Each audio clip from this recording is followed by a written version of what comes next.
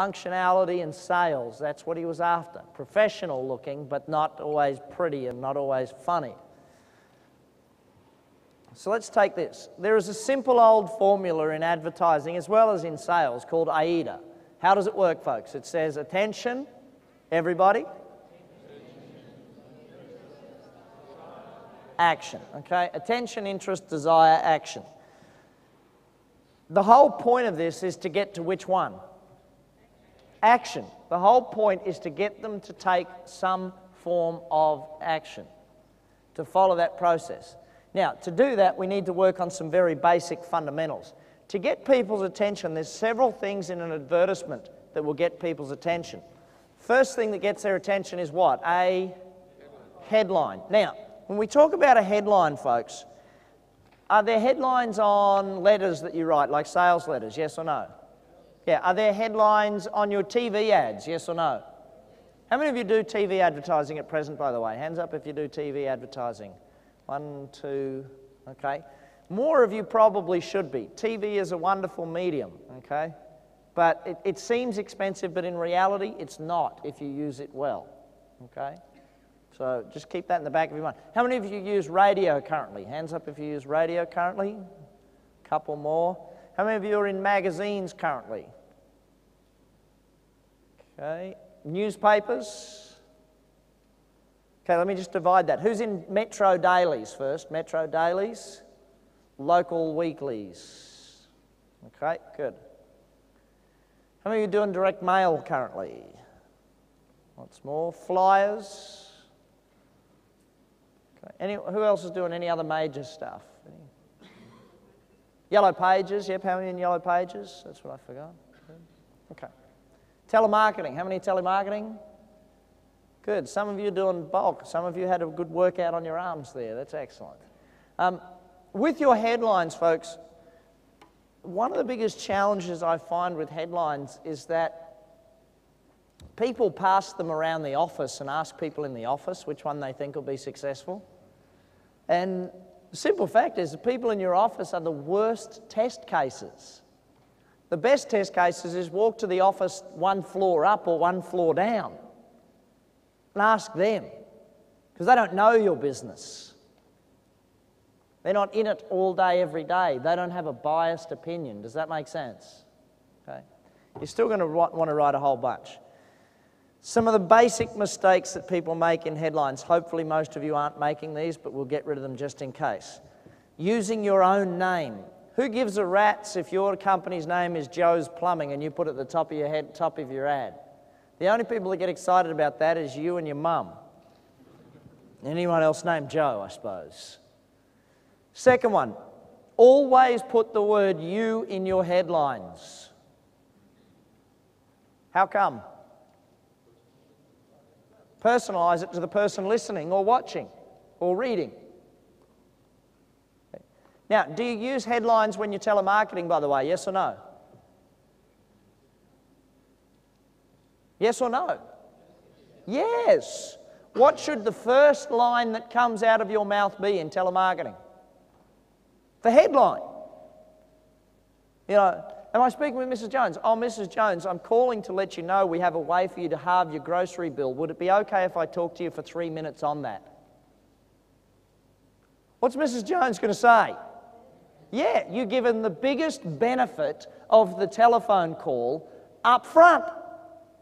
And it's like, wow, you're going to talk to me about halving my grocery bill for 3 minutes? Go for your life. But what do most telemarketers do?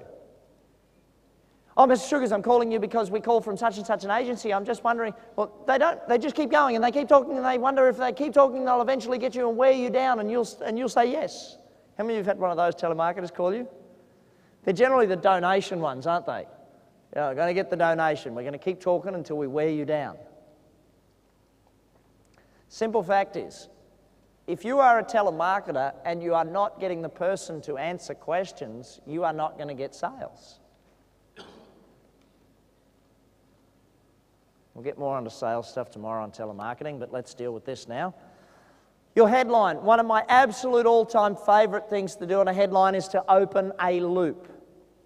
What do I mean by opening a loop? I mean opening a connection in the person's brain that has to be completed.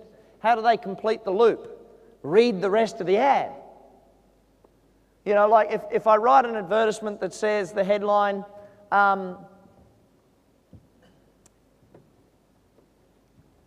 7 reasons why you should do X, Y, Z.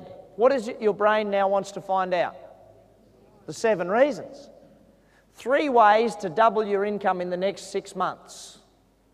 What does your brain now want to find out? The 3 ways. Here's why 7 out of 10 housewives prefer XYZ brand. Here's how. How to.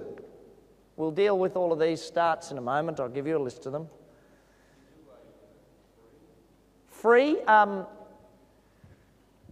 Look, free works in a headline, but often it brings you such a low-level response that you wouldn't want to use it. Depends on what you're going after. I used to run business and sales and marketing seminars that was free. My headline was Free Business Sales and Marketing Seminar. Does anyone in the room ever remember reading that one? Anyone ever come to my free business sales and marketing seminar? See, my whole point was I was getting thousands of people, but I wasn't getting quality. Nowadays, you want to come to a seminar, even if it's a preview, you have to pay. Because I want quality. I don't want quantity anymore, I want quality. So, good point, but we'll get to that in a moment again. Qualify the right readers. This is one of the keys to writing a great headline. Some Petter's suspension. Years ago, I wrote a bunch of ads for Petter's suspension, and they were the best ever response these guys ever got. The headline on it, first one, was 4-wheel drive owners, 4WD owners.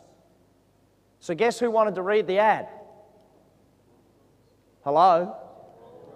Excellent. I thought you guys had, didn't work that out there for a second. Then we did Falcon owners and Commodore owners and Camry owners. Camry sort of did average response, but Falcon and Commodore owners just was huge. Because we qualified the right reader. Does that make sense? So like when you see, I see some companies that try and be smart, Alex, and they write sex. Now that we've got your attention, it's like, who do you really want reading your ad? If you want 19-year-old secretaries to read your ad, what do you put at the top of your ad? Not sex.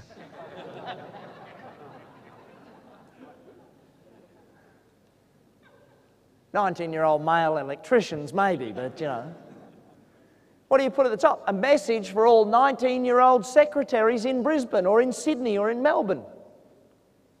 Does that make sense? I'm talking about making it so simplistic that people go, that's too simple. That's the point. If you make it that simple, they will read it. Like I do a thing, business owners.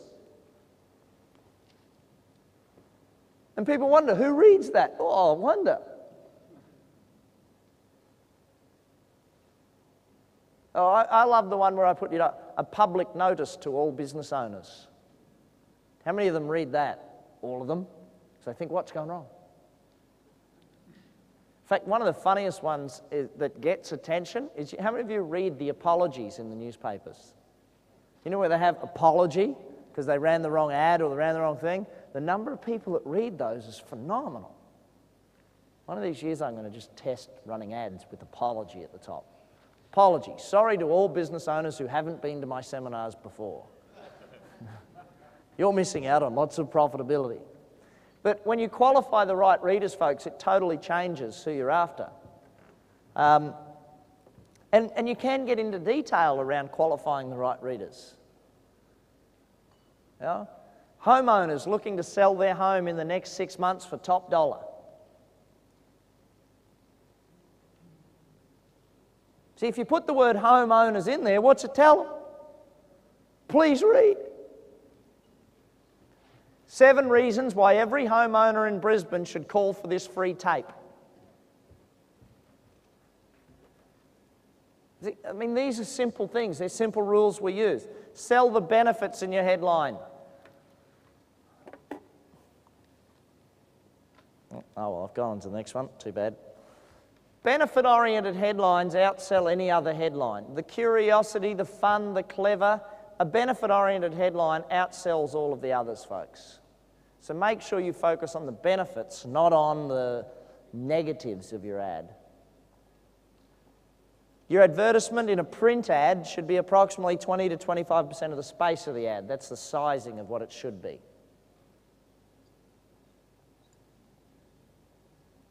So if my ad is 10 centimetres deep, my headline should be 2 to 2.5 centimetres of the ad.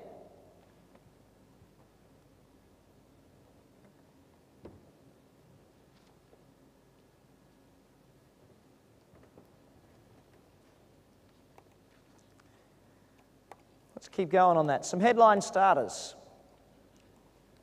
In fact, how much time we got? Okay, we're going to do an activity now. Some think music, please, micro, soft stuff. Maestros. You're going to write 2 headlines for your business based on every headline starter I give you. Does that make sense?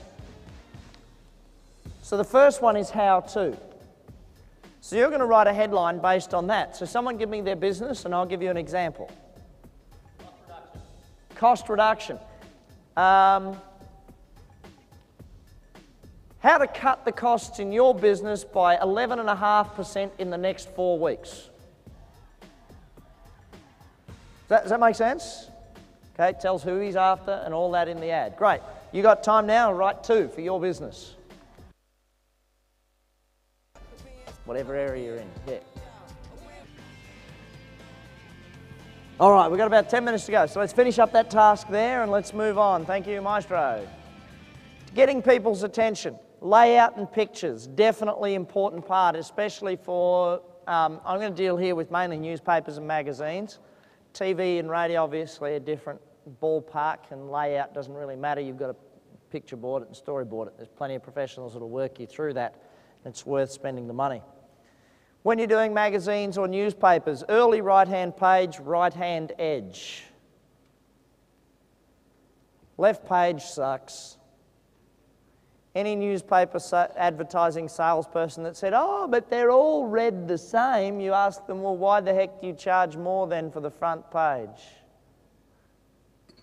Oh, well, because everyone wants to be there. Why does everyone want to be there? Oh, because it seems to sell more. Well, shut up and put me there. Is it worth paying the 30 or 50% loading to be on page 3, 5, 7, 9, 11? Yes or no? Absolutely. Always pay the loading. Have a smaller ad if you've only got a certain budget, a smaller ad, but pay the loading. Does that make sense? Hello? Yes. Good. Photo, one of 2 ways to do photographs in a effective advertising. Either this way that I mentioned before, where you make it the top third of your advertisement. Okay, so it's the top third, then your headline's underneath it, and then your offer and copy. By the way, where do you put your phone number in an ad? Bottom right-hand side. How come? Because eyes always travel top left to bottom right, unless you're in China. I mean Japan, sorry.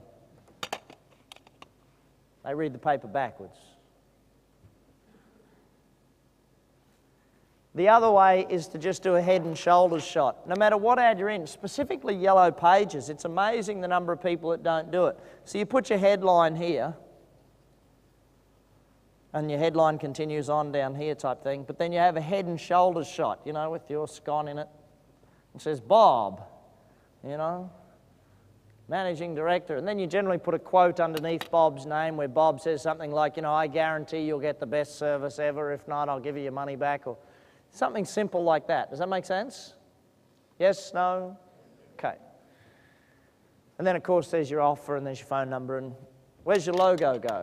Not up the top, logo's here. Phone and contact details over there, or address, or whatever it is you want them to do.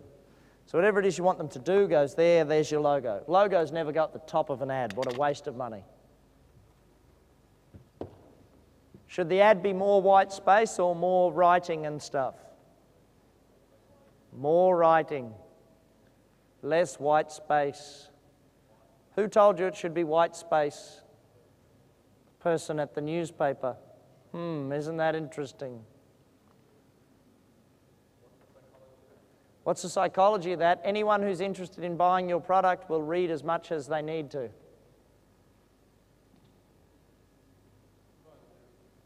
Yeah, if they're not interested though, they're not going to buy.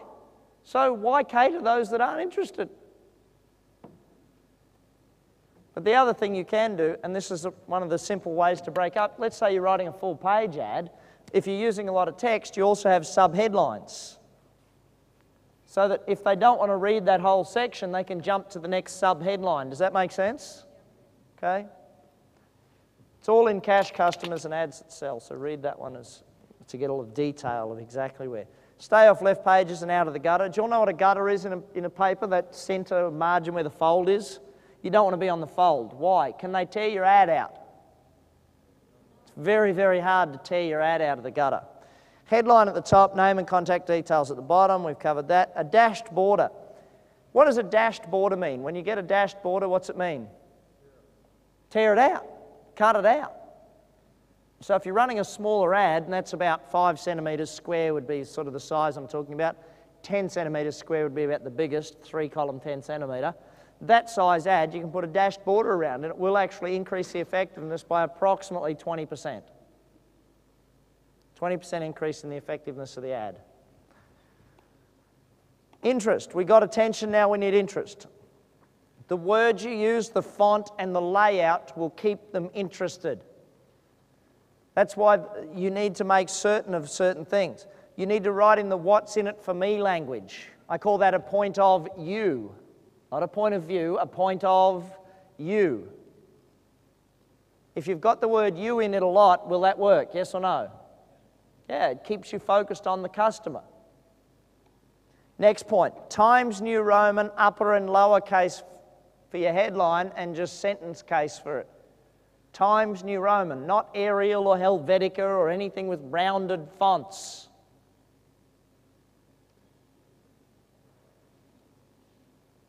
Does that make sense to everyone? Do you all know what I mean by it? There's what's called a serif and a sans serif font. Serif they're the little feet. They're called curlicues on the bottom of letters. You know those little feet? If you don't know what I'm talking about, flip your folder over. Have a look at the front cover of your folder where it says sales. See Action International, where it's written up the side. That doesn't have any curlicues. No little feet on it. See down the bottom where it says the world's #1 business coaching team? See how that has little feet on it? They're curlicues. That is called a serif font. Sans serif means no little feet. Serif means little feet. You want a serif font with the little feet. What does that do? Creates a line underneath the words, those little feet, and it makes it easier for the eyes to read. It actually increases readership and comprehension by approximately 60%. Is that a good thing to do, yes or no? Yeah, absolutely. Next one, we don't use italics, capitals, or underlining in our fonts. We can in the headline, but we rarely do. No italics, capitals, or underlining. What do they make your eyes do? Stop. What is the one thing you don't want the reader doing when they're reading your ad? Stopping. You want their eyes to keep on flowing. Next one, use columns, short paragraphs, spaces between paragraphs, and indent the first line of a paragraph. Columns. Why do we write our advertisements in columns? Easy to read, but also what does the newspaper do? Writes in columns. So you want it to look fairly similar. See, it's not called an ad paper, even though sometimes these days it should be. It's called a newspaper. People open it to read the news. If you're writing an advertisement for a magazine, what do you want it to look like? You want it to look like the magazine's articles. And it looks like what they're trying to sell.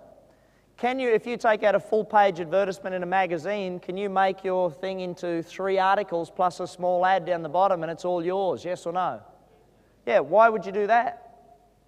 You then got 4 headlines to attract people to different things. Does that make sense? I remember one client I wrote an ad for. It was a full-page newspaper ad in a broadsheet paper. You know the size of that? It's huge. We actually put 17 different things on that paper, on that page, all for him. between articles, photos, and then we had 6 different advertisements that were all for his business but targeted different parts of the marketplace. Huge response. And last but not least, use a caption under your photograph. Always have a caption where I said, you know, Bob, and then Bob puts his guarantee on there. Then we've got to build desire. Desire really comes from several things. A great offer. You need to test offers as much as you test headlines. So you'll test headlines, but you also need to test offers.